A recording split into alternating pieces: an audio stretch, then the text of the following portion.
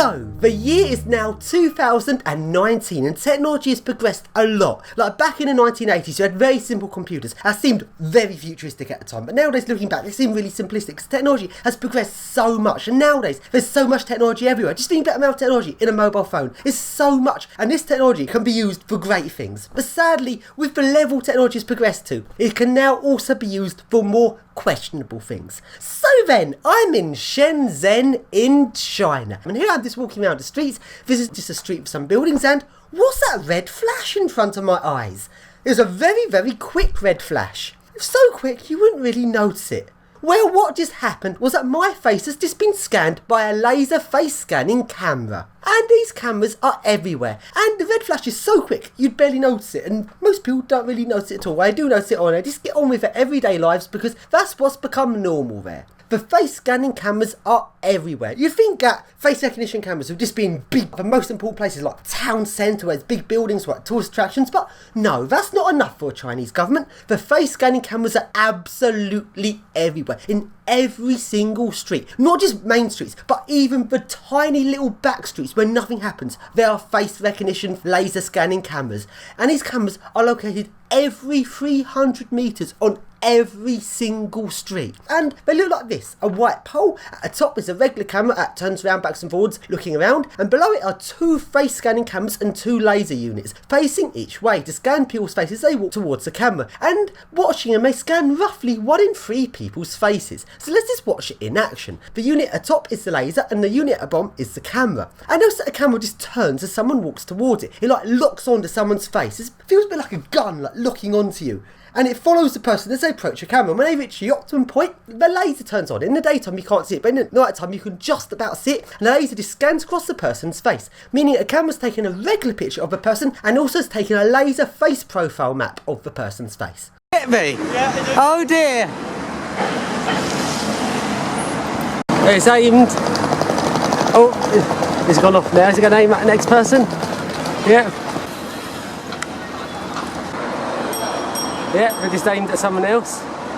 And this happens constantly, all the time. And the shocking thing is, everyone here is just used to it, because the level of surveillance has slowly been going up and up and up, and the addition of the laser scanning to people here is like an addition, but because the level of surveillance has been ramped up slowly, people accept it more. What's this scanning a bus for? I think it's trying to scan someone on the bus. Oh, it's pointing at me. Am I being scanned by it? Oh yeah, it's given up on me. I've got a camera in the way of my face. So, how does these face scanning cameras work? They take a laser face scan map and a regular picture of 1 in 3 people that walk towards the camera, and there's a camera every 300 metres in every single street, even the small back streets across this massive city of Shenzhen. And Shenzhen is like a city where they're prototyping technology and they're going to roll it out across the rest of China soon. But that is an awful lot of data they're collecting. Imagine the number of images. There are millions of these cameras across the city, and that is literally meaning millions. So imagine all those pictures being coming in, and also just think of how many people there are in China. There's 1.4 billion people in China. So there's an awful lot of pictures coming in and an awful lot of people to recognise from the images. And now you might think that is an impossible task. The cameras could never manage that task because it's a far too big a task. Well, let's just think about how the cameras are going to work. Here is my estimation of how the technology runs. So a photo of a person's face and a laser scan profile of a person's face is taken. Then an algorithm then generates a number from a person's face, and this will be like coordinates of their eyes, eyebrows, and every single little detail on their face will be converted into a set of coordinates. So you can then search and profile the face better in a database by an algorithm later on. Then what happens is the pictures and number are simply stored. I do not believe every single one is processed because it's simply a too big a task, in modern day computers are not that powerful at this present day. So I think the data just gets stored, and then certain people who the government has interest in are then processed and tracked. And this could be if you've done something the government doesn't like, or knowing what a lot of governments and police are like, you could just be pretty random. They just take a dislike to you, or they might just randomly pick on you. But then that still doesn't quite answer it, because there's 1.4 billion people in China and millions of these cameras. So that's a too big a sample range to then and be able to track you. So then what they do is the cross-correlation of data between the cameras and WePay. Because let's face it, in China, pretty much everything we know is not there. There's no YouTube, there's no social media. All of the stuff that we just used to in every day you can't access in China. In fact, there's not even Visa and MasterCard. You cannot use your credit or debit card in China. Instead, there's WePay, a nice, convenient, easy to use payment method by the Chinese government. And when you use it, as well as paying your money, it also tracks your location. And then, with the cross-correlation between that information and the cameras, suddenly, rather than being a massive, big task to track down your movements, it then turns into a relatively easy task, where they only have to look at the cameras not that far from when you've used WePay, then they have far less faces to search for you from. It actually turns into a pretty easy and doable task. And that is how they track you. And since all of the data from all these cameras is stored in their big database in their supercomputer, is this stored, and soon as the government takes a little bit of a disliking to you, just a few clicks away, they can then process and correlate all the information and then know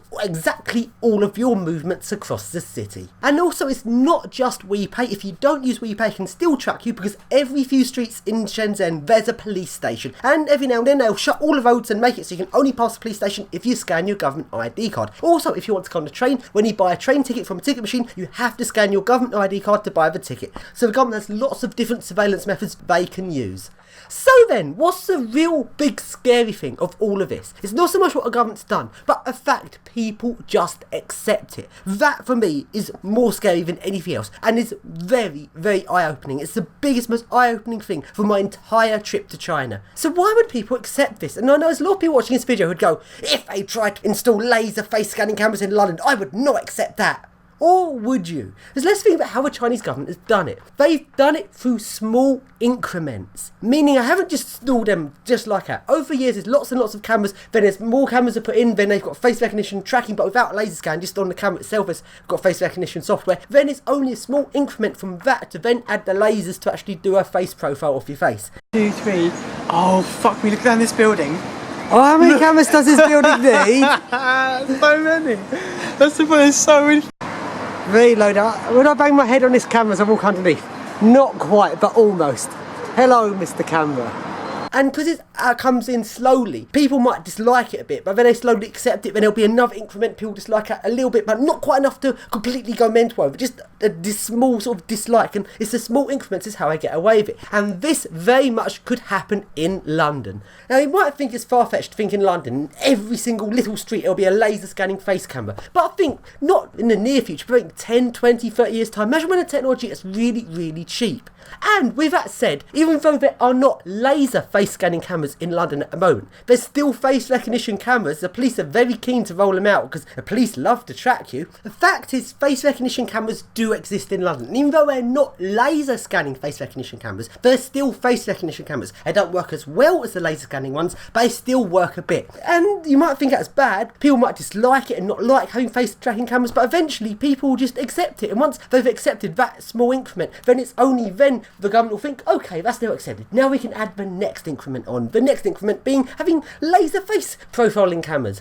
And you might think you wouldn't accept it, but let's just think about Facebook. Most people in the world accept Facebook. Loads and loads of people use it, despite the fact people know that they're not very good with privacy. If there's a like button on a web page with nothing to do with Facebook, and you're not even logged into Facebook, but you've got an account and you've got a cookie on your computer, and there's a like button, even if you don't click that like button, because the like button has appeared, the API has been used, and then Facebook knows you've been on a page and can then target adverts towards you. And Facebook have had a really bad reputation with privacy, but people still use it. And when I talk to people about why are you using Facebook, it's awful. People go, it is pretty bad, isn't it? But then they'll keep using it because they want the convenience. Until people's attitude changes, until people stop being complicit with allowing and accepting your privacy to be breached. Only if that happens will we stop privacy being breached more and more, because most of the time people dislike it but eventually just accept it and it becomes the norm. Then the next incremental stage of more privacy breaching can come on. I can very much see that in the future there will be laser face scanning, face recognition software in London,